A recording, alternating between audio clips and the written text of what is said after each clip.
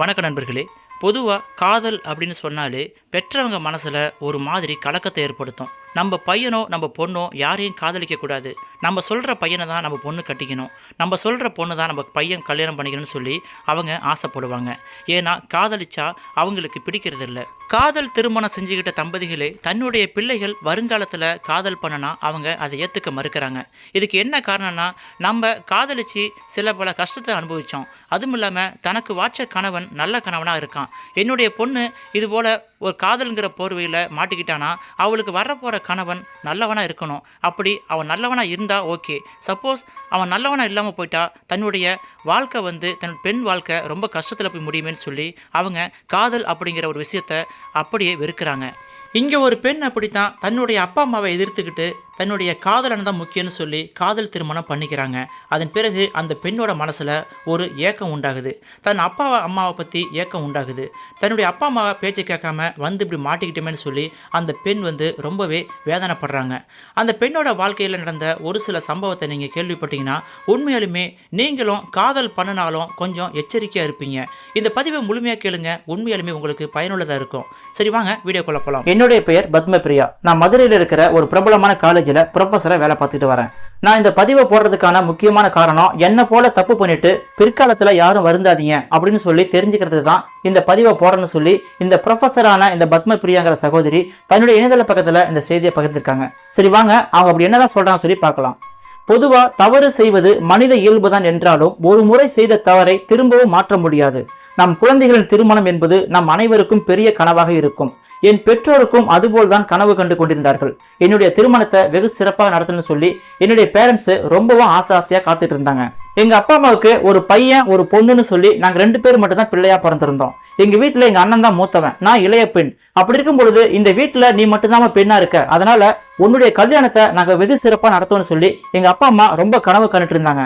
எங்க அண்ணனும் அடிக்கடி சொல்லுவான், உன்னுடைய கல்யாணத்தை ரொம்ப சிறப்பா நடத்த போறேன், நீ எனக்கு ஒரே தங்கச்சி, அதனால இந்த ஊரே மெச்சும்படி உன் கல்யாணத்தை சிறப்பா நடத்துவேன்னு சொல்லி அவனும் அடிக்கடி சொல்லுவான். இவங்க கனவெல்லாம் நான் சுக்குநூறா உடைச்சிட்டு தான் இப்ப வருந்திக்கிட்டு இருக்கேன் அப்படின்னு சொல்லி இந்த சகோதரி மேலும் சொல்றாங்க. நான் காலேஜ் படிக்கும் பொழுது பிரபாகரன்கிற பையனை ரொம்பவும் உயிருக்கு உயிரா நேசிச்சேன். அந்த பையனும் என்ன அந்த அளவுக்கு நேசிச்சான். எங்களுடைய காதல் விவகாரம் எங்க அண்ணனுக்கு தெரிய வந்துச்சு. இதனால எங்க வீட்டுல மிகப்பெரிய போரை வெடிச்சது. எங்க அப்பா அம்மா என்னை பயங்கரமா சண்டை போட்டாங்க. உயிருக்கு உயிரா நேசிச்ச எங்க அண்ணனும் என்னை அடிக்க ஆரம்பிச்சிட்டாரு. என்னுடைய அப்பா அம்மா என் மேல வச்ச நம்பிக்கையும் என் அண்ணன் என் மேல வச்ச பாசத்தையும் சுக்குநூறா உடைச்சிட்டு எனக்கு காதலிச்சவன் தான் முக்கியம்னு சொல்லி அவர் கூட நான் வந்துட்டேன். அவர்களை எதிர்த்து என் காதல் கணவனை கரம் பிடித்தேன். அப்பொழுது இருந்த சூழ்நிலைக்கு இதுதான் சரியாக இருக்கும் என்று எனக்கு தோன்றியது. நான் செய்யும் இந்த செயலினால் அவர்கள் எந்த அளவுக்கு பாதிக்கப்படுவார்கள் என்று எனக்கு அப்பொழுது கொஞ்சம் கூட உரைக்கவே இல்லை. என்னுடைய வீட்டை எதிர்த்துக்கிட்டு இப்படி கல்யாணம் பண்ண போகும் பொழுது பல பேர் சொன்னாங்க, இப்படி உங்க அப்பா அம்மா மேல எவ்வளவு பாசம் வச்சிருந்தாங்க, உங்க அண்ணன் உன் மேல எவ்வளவு பாசம் வச்சிருந்தான், அவங்க பாசத்தெல்லாம் குழி தோண்டி போச்சுட்டு இப்படி போதேன்னு சொல்லி 1000 பேர் சொன்னாங்க. இருந்தாலும் காதல் அன்னைக்கு என் கண்ணை மறைச்சிருச்சு. கட்டுனா பிரபாகரன் தான் கட்டுவான்னு சொல்லி என் காதல் கணவனை கரம் பிடிச்சு நான் அவர் கூடவே போயிட்டேன். பொதுவா எங்க வீட்டுல சொந்தக்காரங்க யாரும் கல்யாண பத்திரிகை கொண்டு வச்சாங்கன்னா எங்க அப்பா அம்மா அதை கனவோட பார்ப்பாங்க. இதே போல பத்திரிகை அடிச்சுதான் நம்ம பொண்ணுக்கு கல்யாணம் பண்ணணும்னு சொல்லி அவங்க ஆசாசியா பார்த்து அந்த பத்திரிகை எல்லாம் பரன் மேல அடுக்கி வச்சிருப்பாங்க. இதை பார்த்த எங்க அண்ணன், என்னமா அது சொந்தக்காரங்க கல்யாணத்துக்கு பத்திரிக்கை வச்சா அந்த பத்திரிகை கொண்டு போயிட்டு பரன் மேல பத்திரமா வைக்கிற அப்படின்னு சொல்லி கேட்கும் பொழுது, இல்லப்பா நம்ம தங்கச்சி கல்யாணத்துக்கு இதே போல சூப்பரா பத்திரிக்கை அடிக்கணும், இங்க இருக்கிற பத்திரிகை எல்லாம் பார்ப்பேன், இதுல எது பெஸ்டா இருக்கோ அதை விட இன்னும் சூப்பரா அடிக்கணும்னு சொல்லி நான் எடுத்து வச்சிருக்கேன்னு சொல்லி எங்க அம்மா சொல்லுவாங்க. எங்க அப்பா அம்மா நான் என்னைக்கு ஏஜ் அட்டன் பண்ணணும், நான் என்னைக்கு பருவம் அடைஞ்சனோ அன்னையிலிருந்து என் கல்யாணத்துக்காக நிறைய புடவைகளும் நகைகளும் வாங்கி வச்சாங்க. எப்பொழுதெல்லாம் சொந்தக்காரங்க திருமணத்திற்கு போறாங்களோ அங்க போயிட்டு இதே போல இதை விட சிறப்பா நம்ம மகளுக்கு திருமணம் செஞ்சு வைக்கணும்னு சொல்லி எங்க அப்பா அம்மா அடிக்கடி சொல்லுவாங்க. என்னுடைய காதல் விவகாரத்தால் இது அனைத்துமே தலைகளா மாறிவிட்டது. நான் அவர்களை விட்டு சந்தோஷமா திருமண வாழ்வை தொடங்கி விட்டேன். இறுதியாக எங்க அப்பா அம்மா நான் கல்யாணம் பண்ண போற இடத்துக்கே கெஞ்சி கூத்தாடினாங்க, தயவு செஞ்சு என் கூட வந்துருமா அப்படின்னு சொன்னாங்க. இருந்தாலும் என் காதல் கணவரை தான் முக்கியம்னு சொல்லி எங்க அப்பா அம்மா கண்டுக்காம நான் என் காதல் கணவரை கரம் பிடிச்சேன். எங்க அப்பா அம்மா கூட நான் போக மாட்டேன்னு சொல்லி பிடிவாதம் பண்ணிட்டு நான் கல்யாணம் பண்ணிக்கிட்டேன். அடுத்த கொஞ்ச நாள்ல நான் கருவுற்றேன். அப்பொழுதுதான் தாய் வீட்டின் ஏக்கம் எனக்கு கொஞ்சம் கொஞ்சமா வந்துச்சு. என் வீட்டுக்காரரும் அடிக்கடி சொல்லுவாரு, நீ கர்ப்பமா இருக்கிற விஷயத்த உங்க அப்பா அம்மா கிட்ட தெரிவிச்சுட்டேன், அவங்க சந்தோஷப்பட்டிருப்பாங்க, நீ கவலைப்படாத, கண்டிப்பா உன்னை ஏத்துக்குவாங்கன்னு சொல்லும் பொழுது எனக்கு இன்னும் மனசு குற்ற உணர்ச்சியில இருந்துச்சு. என்னதான் இருந்தாலும் நம்ம அப்பா அம்மா ஏத்து கல்யாணம் பண்ணிட்டுமே நம்ம எப்படி அவங்க முகத்துல முடிக்க போறோம், அவங்க எப்படி நம்மளை ஏத்துக்குவாங்கன்னு சொல்லி நான் ரொம்பவும் மன கஷ்டத்துல இருந்தேன். நான் என் கணவரை கல்யாணம் பண்ண அடுத்த 10 நாள்ல என் சின்ன நாத்தனாருக்கு கல்யாணம் பண்ணாங்க. இப்போ அவங்களும் கன்சீவா இருக்காங்க.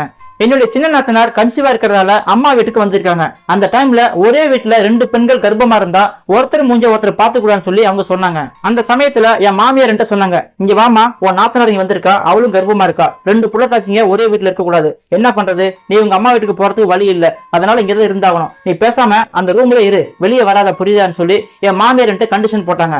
அந்த டைம்ல எனக்கு அதிர்ச்சி ஆயிடுச்சு. என்னடா இது, நேற்று வரைக்கும் நம்மள நல்லா பாத்துட்டு இருந்த மாமியார் இன்னைக்கு அவங்க பொண்ணு வரும் பொழுது அவங்க பொண்ணு தான் முக்கியம், நீ வீட்டுல அடைஞ்சிருன்னு சொல்லி என்ன ஓரமா ஒதுக்கி வைக்கிறான்னு சொல்லி எனக்கு மனசு ரொம்ப கஷ்டமா போயிடுச்சு. எங்க வீட்டுக்காரத்தை பத்தி சொன்னேன், ஏங்க என்ன மட்டும் இப்படி சொல்றாங்க, ஏன் அவங்களும் கன்சீவா தான் இருக்காங்க, அவங்கள மட்டும் அந்த ரூம்ல இருக்க சொல்ல வேண்டியதானே, என்ன மட்டும் தனியா இருக்க சொல்றாங்க அப்படின்னு சொல்லி எங்க வீட்டுக்காரர் சொல்லும் பொழுது எங்க வீட்டுக்காரால எதுவும் சொல்ல முடியல. இருந்தாலும் சூழ்நிலையை புரிஞ்சுக்கிட்டு வேற வழி இல்லாம ஒரு அறையில் அடைந்து கிடந்தேன். அப்பொழுது எனக்கு இருந்த மனவெளியை வார்த்தைகளால் சொல்ல முடியாது.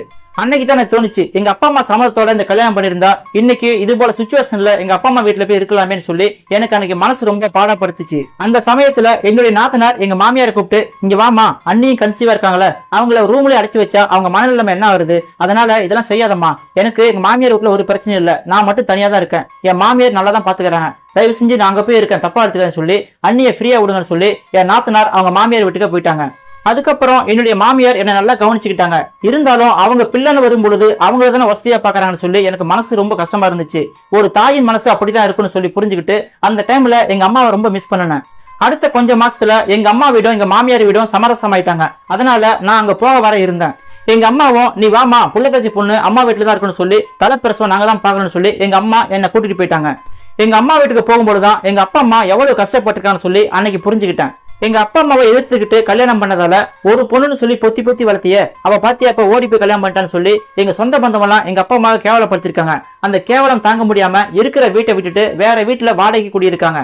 அன்னையிலிருந்து எங்க சொந்த பந்தம் எந்த விசேஷம் வச்சாலும் அந்த விசேஷத்துல கலந்துக்காம எங்க அப்பா அம்மா தனிமையா தான் இருந்திருக்காங்க. வீட்டுக்குள்ள அடைபட்டு கிடந்திருக்காங்க.